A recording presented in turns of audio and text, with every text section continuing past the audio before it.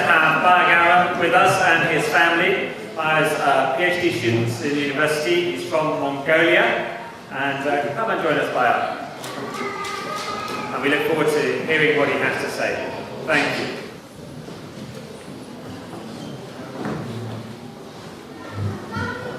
Well, it's a great honor and privilege for me to speak to you today. Okay. Well, today is a new year, and what do we think of the most during this time of the year? I think it is New Year is a new beginning. New Year, new beginning. In Mongolia, Lunar New Year is the biggest holiday after a long, cold winter, and we celebrate it with lots of food, and we visit each other's homes, and we eat lots of food. So in preparation for this talk, I read a little bit about how different cultures, especially Asian cultures, Chinese, Korean, Japanese, Vietnamese, Thai, and Mongolian celebrate their Lunar New Year, and learned very much about how different customs and traditions they follow, as well as the meanings that are associated with them. So it was very fascinating for me to find the common themes and interests in these different cultures that covers a whole big area, geographical area. So the first thing I found common was food. Family members will get together and have the traditional food, and eating specific traditional food during this time of the year was very important. Mongolians will eat lots of boards, and will eat lots of meat. Also some of the traditional dishes in different countries are like Chinese jiaozi and dumplings, Japanese osechi, and Korean mandu, Vietnamese bang chung, steamed cake, and so on. So because we eat so much in these few days, there were even a few specific days to eat just vegetarian dishes to clean out our stomach. For example, in Chinese culture, the 13th day was for that. The next common thing I found was paying respect to the elderly. Each culture has their own specific way to pay respect to their parents and the elderly. Like in Mongolian culture, we would put on our traditional clothes like one of these, and we would go to our elder persons, our parents, or grandparents, or great-grandparents' home first thing in the morning and greet them in a special way by putting our hands under their arms, and the older person will kiss the younger person on both cheeks. In Korean culture, they will do a deep traditional bow called sebai. So each culture had their own different customs to pay respect to the elderly. The next thing I found common was giving of gifts. The elderly person will give gifts to the younger person. Of course, you all know Chinese red envelopes. It's very interesting that it's very common in Chinese, Vietnamese, Japanese, and Korean culture. In Mongolian culture, we do either monetary gift or non-monetary gift. And also gift exchanges can take place between friends and relatives. So it's very interesting that though we are quite different in our climate, weather, and traditions, but they all have these very common designs and common expressions. So while I was learning these different customs and traditions, one thing really stood out, and this was a desire for new beginning. Desire for new beginning. This wish for new and fresh start was expressed in many ways. For example, I can call, we like to wear new clothes on the Chinese New Year or the Lunar New Year. Maybe in the modern day time, maybe we want to get new iPhones, or maybe a new computer, or new hairstyle, or maybe start a new study or new course. And cleaning our homes thoroughly and before the New Year, and paying off the debts before the New Year. And also some people go to a temple or in their homes to pray to different gods for blessing and fortune. And some people do some ceremonies that express the desire to expel or scare away evil spirits.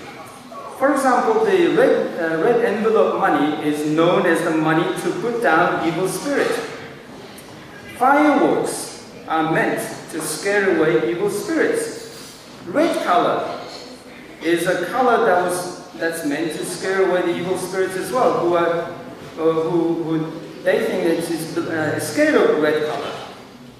And also the same thing in lion dance. Lion dance also has the same purpose. In Korean culture, they would do night-long exercising ceremony called Narie. And they would wear choyong mask, do a dance, and they would burn bamboo. And because that makes noise, and then they believe that the making noise scares or drives away the evil spirits. So the next thing that I found interesting that expresses the desire for a new beginning and fresh starts was getting rid of bad things and sins in their lives. Like in Japan, they would do 108 bell ringing. And that bell ringing is also meant to drive away the spirits.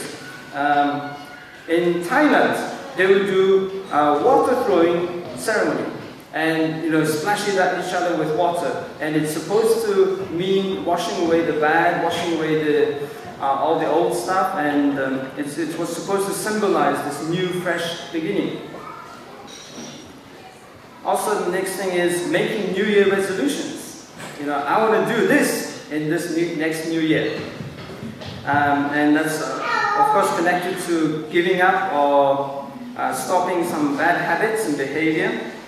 And one thing also is that, we want to have a new start in our relationship with people. And that means we want to be reconciled with one another. We want to forgive each other, and we want to sincerely wish to one another peace and happiness. And all of these things are tied together by the common desire for a new and fresh beginning. So whether we actually believe the meanings of these traditions and why they do things or not, but we all want new beginning. Don't we all want new and fresh start? This desire for new beginning is not just common in Asia. It's not just common for today, but it has been common throughout history.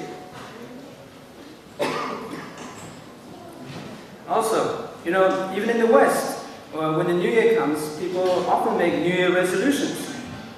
I want to do this for the New Year. I want to start exercising. I want to lose that many pounds or kilograms. We want to leave the past behind. We want to leave the bad and the old behind, but we want to look to the future. We want to look to a new beginning in a better way. And we want to achieve higher than before we did in the last year. We want to do better in our studies. Maybe I want to get a promotion in my job. So this desire for a new beginning really expresses the human desire that is so common.